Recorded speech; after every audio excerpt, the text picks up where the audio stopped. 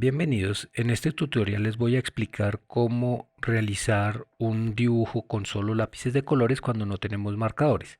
En esta superficie que comencé a trabajar dejé trazos de distinto tipo cruzándolos en distintas direcciones. Lo importante es ir identificando el ángulo más adecuado para hacer el trazo. Si lo acuesto muchísimo me va a dar una textura muy gruesa y puedo cubrir áreas más grandes, pero el grano es grueso. Si lo trabajo más vertical puedo cambiar la dirección con mayor facilidad y hacer que la textura sea más sutil. Si lo trabajo más de punta, puedo hacer accesos mucho más particulares en pequeños puntos y llenar la superficie de manera mucho más homogénea. En algunos casos vale la pena delimitar y a veces se apoya uno en la regla para no salirse del trazo. Aquí trazo en todas las direcciones, voy trabajando un poco desordenado para evitar que queden texturas paralelas y que sean muy persistentes a lo largo del dibujo.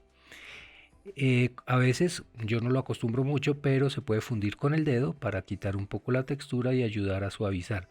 Hay que tener presente el tipo de papel que estemos usando para no dejar grumos, grasas que puedan de pronto incomodar. Luego trabajo en diagonales y voy cruzando y creciendo en la medida del área hasta cubrir la totalidad. Aquí voy a trabajar un poco con el lápiz negro para oscurecer.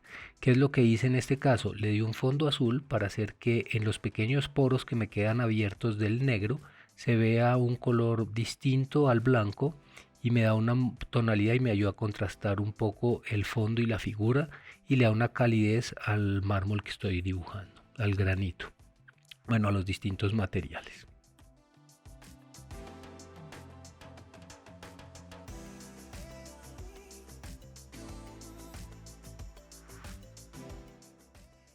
Bueno, en este punto comienzo a marcar algunas zonas de reflejo que pueda tener la superficie, tratando de oscurecer más y hacer que las zonas oscuras igual no sean de tonos parejos, sino que tengan ciertas sensaciones de brillos y reflejos. Voy a usar un poco lo que sería el reflejo de la columna que se encuentra en la parte posterior de la nevera, de la cocina, junto a la nevera, y voy oscureciendo y haciendo el grano cada vez más cerrado. Eh, con eso ya obtengo un pequeño plano de distinto tono entre la parte anterior y posterior del mesón. Ahora trabajo la parte de adelante buscando mayor contraste porque el elemento más oscuro que voy a tener va a ser ese mármol más las sombras que se encuentran en la nevera, que son importantes para lograr la profundidad.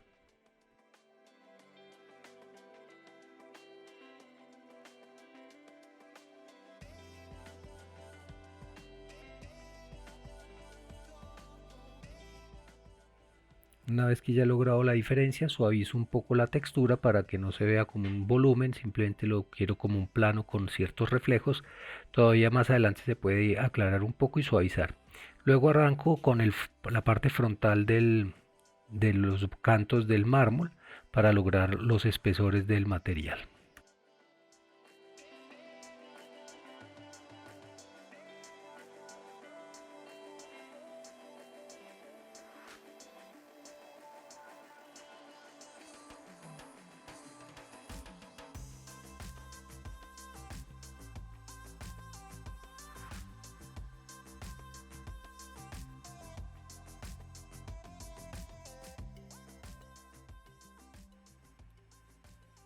Para lograr los reflejos de los objetos sobre el mesón, lo que hay que hacer es trazar el punto de contacto que tiene el objeto sobre la superficie, generalmente va a dar una sombra, y luego estoy proyectando las sombras reflejadas de los objetos que no son tanto bueno, son combinación de sombra y reflejo del objeto. Ahora que oscurezca el objeto va a empezar a verse no como sombra, sino como reflejo. Todo esto empieza a ser muy relativo, depende de los elementos que voy agregando o cómo voy trabajando, puede entenderse como sombra o como reflejo.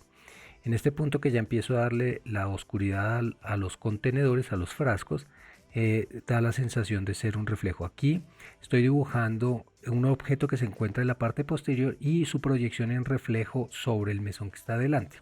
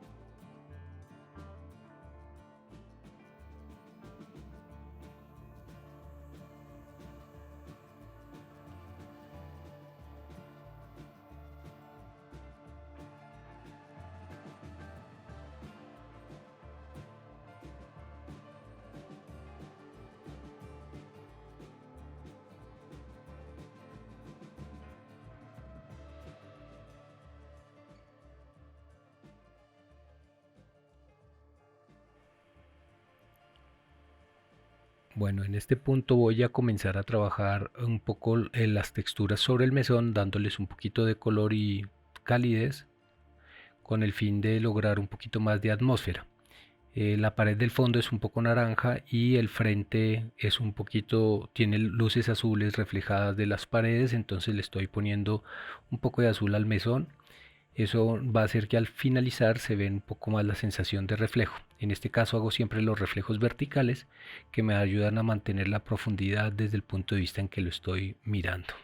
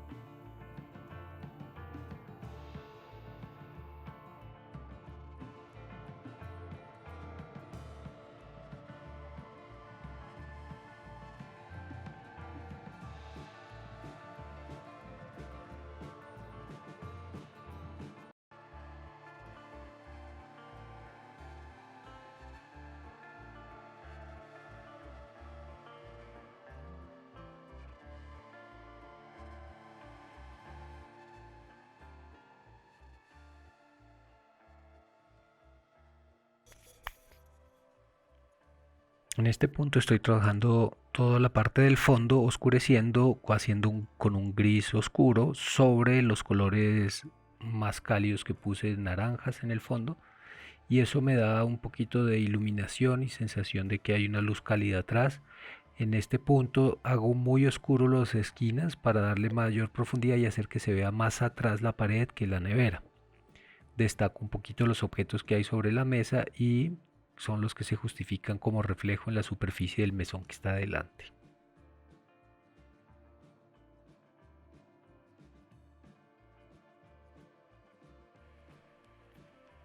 Lo que son las paredes del fondo, que son de color azul, hago un fondo azul oscuro de base y luego lo voy trabajando con lápiz oscuro, puede ser un gris o un negro, para quitar esa sensación de color tan puro y dar la tonalidad de gris que trae la foto. Además me ayuda a darle más profundidad, haciendo zonas más oscuras y otras más claras.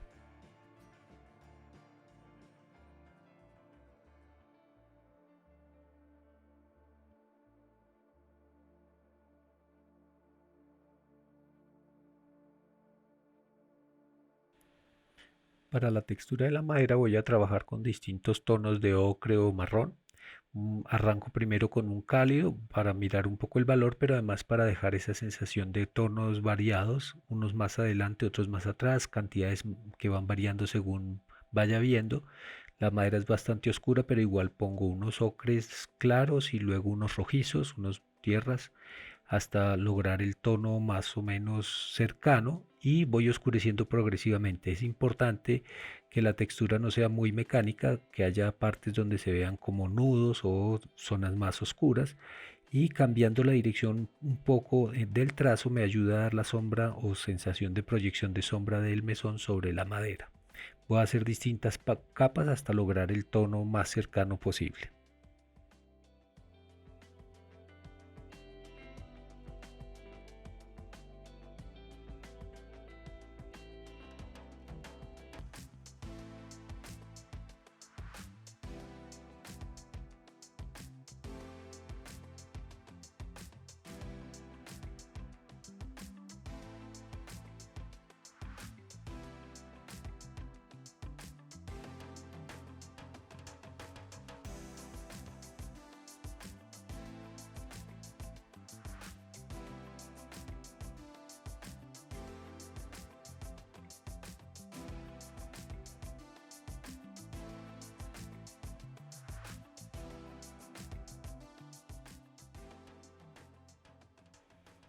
En este proceso es muy importante tener en cuenta que el lápiz, a diferencia del marcador, se va saturando y va dificultando la sobreposición de otros colores. El caso del negro que estoy utilizando a veces no se deja combinar, ya empieza a rechazarlo.